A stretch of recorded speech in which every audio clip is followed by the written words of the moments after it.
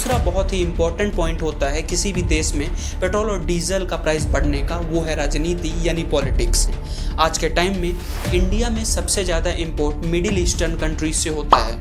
तीसरा तरीका है पेट्रोल और डीजल के प्राइस को कम करने का, वो है टैक्स प्राइस में कमी। इलेक्ट्रिकल बाइक एक नई टेक्नोलॉजी का बहुत अच्छा एग्जांपल है जिससे कि हम पेट्रोल और डीजल का एक सब्स्टिट्यूशन ढूंढ सकते हैं। देश भर में पेट्रोल की कीमतें लगातार आसमान छू रही हैं। Kinds of petrol have already crossed 100 rupees.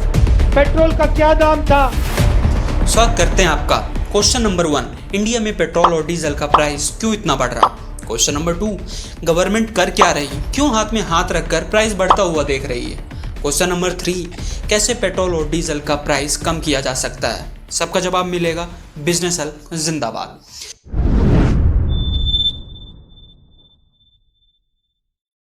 Petrol और डीजल का प्राइस बढ़ने का सबसे नंबर 1 रीजन है क्रूड ऑयल का प्राइस यानी अनरिफाइंड ऑयल का प्राइस।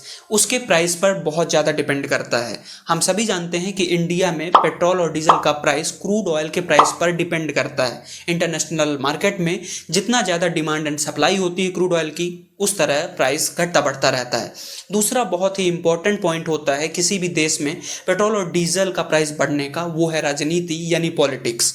क्योंकि कितने परसेंटेज का टैक्स लगाना है पेट्रोल और डीजल के इंपोर्ट में, वो और कोई नहीं बल्कि करंट की राज्य सरकार तय करती है। जितना ज़्यादा टैक्स उतना ज़्यादा प्राइस, इज दैट सिंपल। और साथ में ये भी इम्पोर्टेंट है कि जिन देश से हम यानी इंडिया ऑयल इंपोर्ट करते हैं उससे हमारे इकोनॉमिकल रिलेशन कैसे हैं।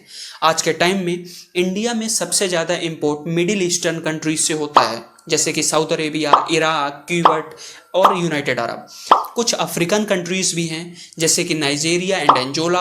अदर कंट्रीज जैसे कि यूनाइटेड स्टेट, वेनेजुएला, मलेशिया से भी कुछ अमाउंट का इंपोर्ट होता रहता है। हाँ, केवल पॉलिटिक्स और पॉलिटिशियन की वजह से पेट्रोल और डीजल का प्राइस नहीं बढ़ता।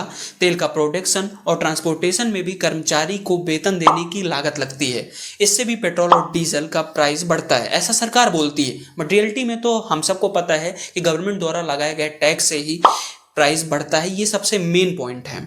But now question is, Bharat में पेट्रोल और डीजल के प्राइस को कम कैसे करें? नंबर 1, क्रूड ऑयल के प्रोडक्शन में वृद्धि। भारत एक क्रूड ऑयल इंपोर्टिंग देश है जिससे तेल के दाम विभिन्न कारणों से बढ़ते हैं, क्योंकि मैंने आपको बता दिया। अब बात करते हैं सॉल्यूशन की।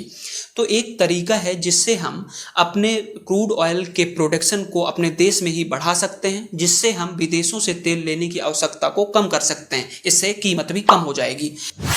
दूसरा, अपने सरकार पर दबाव डालें। जी हाँ, देश के लोगों की ये जिम्मेदारी है कि किसी भी पार्टी या किसी भी नेता पर अंधविश्वास ना करें, यह सोचकर कि ये जो कह या कर रहे हैं वह सब सही ही होगा। अपने अपने लेवल पर सरकार के कामों को समय समय में जांचते रहना चाहिए और जांचने के बाद यदि आपको उनका काम सही लगे तो दिल खोल कर तारीफ करिए, पर साथ में इतनी हिम्मत रखिए कि यदि वो गलत करते हैं तो आप उनके खिलाफ आवाज़ भी उठाएं। एक भारतीय नागरिक हैं, हमारे पास लोकतंत्र होने के कारण हमारा एक अधिकार है कि हम अपनी सरकार से उचित मूल्य वाले पेट्रोल और डीजल की मांग करें। इससे सरकार पर दबाव बनेगा कि वह पेट्रोल और डीजल के प्राइस को कम करने के लिए कुछ उचित कदम उठाए। तीसरा तरीका है पेट्रोल और डीजल के प्राइस को कम करने का, वो है टैक्स प्राइस में कमी।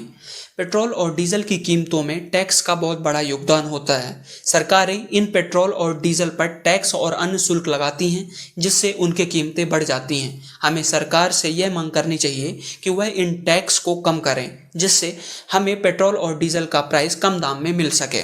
चौथा है रिड्यूसिंग इंपोर्ट। भारत में पेट्रोल और डीजल के इंपोर्ट को हमें कम करना चाहिए। उसका तरीका है कि हमें अपने ही देश में कुछ सब्स्टिट्यूशन ढूंढना होगा, जैसे कि नए ऊर्जा स्रोत, जैसे कि नाउअडेज इलेक्ट्रिकल बाइक एक नई टेक्नोलॉजी का बहुत अच्छा एग्जांपल है जिससे कि हम पेट्रोल और डीजल का एक सब्स्टिट्यूशन ढूंढ सकते हैं। आज के लिए इतना ही। Tata, bye bye.